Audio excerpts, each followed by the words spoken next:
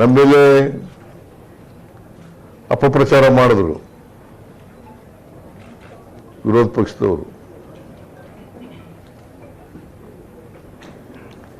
Including none other than Prime Minister of the country.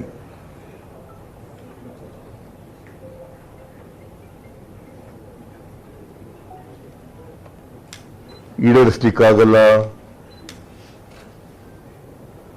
ರಾಜ್ಯ ಆರ್ಥಿಕವಾಗಿ ದಿವಾಳಿ ಆಗ್ಬಿಡ್ತದೆ, ಖಜಾನೆ ಖಾಲಿ ಆಗ್ಬಿಡ್ತದೆ, ಅಭಿವೃದ್ಧಿ ಕೆಲಸಗಳಿಗೆ ದುಡ್ಡಿರಲ್ಲ ಅಂತೇಳಿ ಇವತ್ತು ಗ್ಯಾರಂಟಿ ಯೋಜನೆಗಳನ್ನು ಜಾರಿ ಮಾಡಿದ ಮೇಲೆ ಕರ್ನಾಟಕ ಇಡೀ ದೇಶದಲ್ಲೇ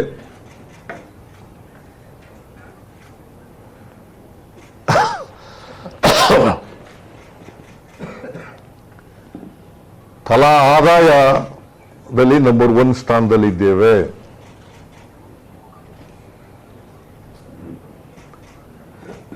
ತಲಾ ಆದಾಯದಲ್ಲಿ we are number 1 in the entire country.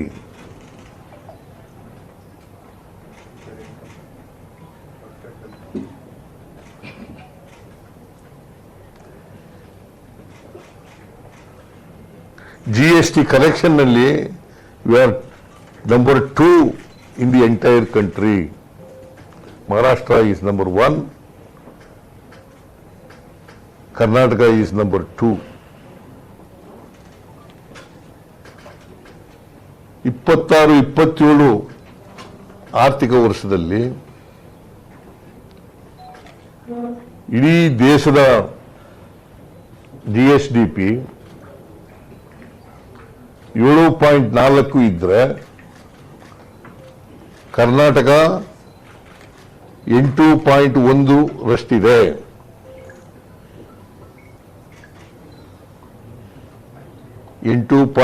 ರಷ್ಟಿದೆ.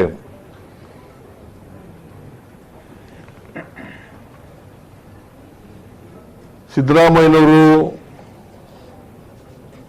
ಮುಖ್ಯಮಂತ್ರಿಯಾಗಿ ಹಣಕಾಸಿನ ಮಂತ್ರಿಯಾಗಿ ಈ ರಾಜ್ಯದ ಮೇಲೆ ಸಾಲ ಮಾಡಿಬಿಟ್ಟಿದ್ದಾರೆ ಅಂತೇಳಿ ಆರೋಪಗಳನ್ನು ಮಾಡ್ತಾರೆ. ಇದು ಸುಳ್ಳು.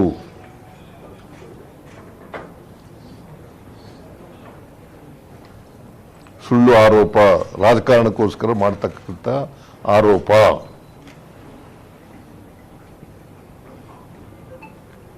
ನಾನು ಅಸೆಂಬ್ಲಿದಲ್ಲೂ ಕೂಡ ಹೇಳಿದ್ದೀನಿ, ಬಜೆಟ್ ಮೇಲೆ ಉತ್ತರ ಕೊಡುವಾಗ ಹೇಳಿದ್ದೀನಿ, ಅಸೆಂಬ್ಲಿದಲ್ಲೇ ಹೇಳಿದ್ದೀನಿ ಉತ್ತರ ಕೊಡುವಾಗ.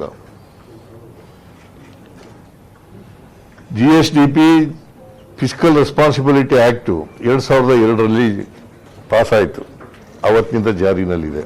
2002ನೇ ಇಸ್ವಿ SM ಕೃಷ್ಣ ಅವರು ಮುಖ್ಯಮಂತ್ರಿ ಆಗಿದ್ದಾಗ.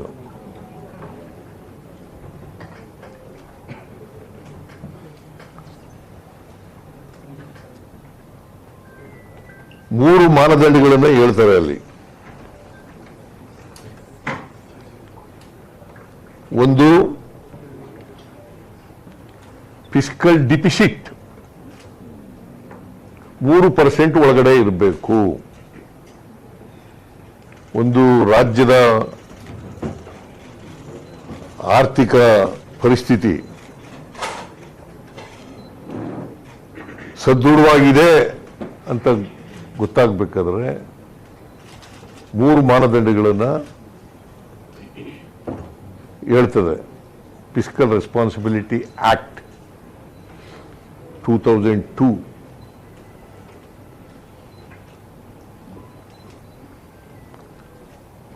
ಅದರ ಪ್ರಕಾರ ನಮ್ಮ ಫಿಸ್ಕಲ್ ಡಿಫಿಸಿಟ್ 3% ಒಳಗಡೆ ಇರಬೇಕು.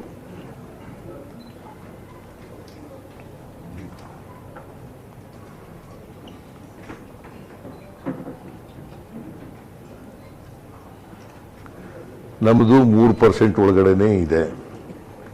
ಕರ್ನಾಟಕದ ಫಿಸ್ಕಲ್ ಡಿಫಿಸಿಟ್ 3% ಒಳಗಡೆ ಇದೆ.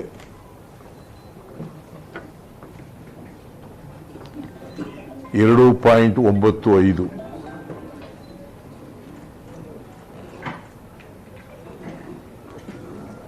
ಆಮೇಲೆ ಸಾಲ ನಮ್ಮ ಜಿಎಸ್ಡಿಪಿಯ 25% ಒಳಗಡೆನೆ ಇರಬೇಕು. ಕರ್ನಾಟಕದ ಜಿಎಸ್ಡಿಪಿ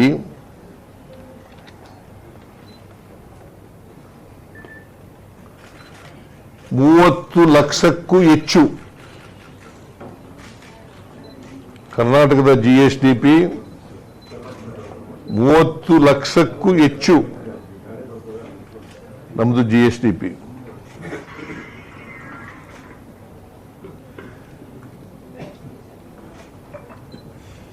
ಕರ್ನಾಟಕದ ಸಾಲ 25.94 ಅಂದ್ರೆ 3% ಒಳಗಡೆನೆ ಇದೆ.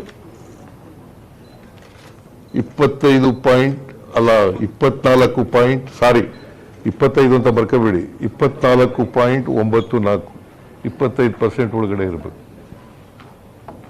24.94